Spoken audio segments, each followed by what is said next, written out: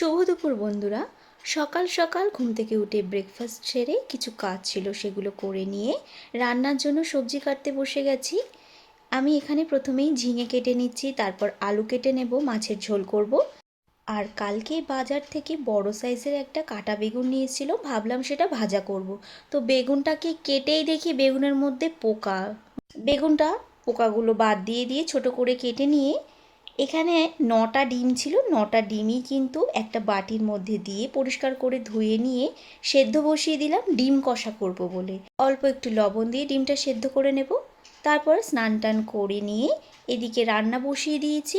ঝিঙেটা কাটছিলাম, ঝিঙে দিয়ে আলু দিয়ে কই মাছের ঝোল করছি একদম হালকা করে। আর এক সাইডে হচ্ছে ডিম কষা। দুদিকে রান্না করলে রান্নাটা খুব তাড়াতাড়ি হয়ে যায়, আর আমি সব সময় দুদিকেই রান্না করি। আর রান্নার ফাঁকে খাওয়ার পরে যে টক দইটা খাই সেটাই আমি রেখে দিচ্ছি রেডি করে। টক দইয়ের মধ্যে চিনি, লবণ, বিট লবণ দিয়ে ভালোভাবে ফেটিয়ে ঢাকা দিয়ে রেখে দেব। এটা খাওয়ার পর আমরা সকলেই খাই।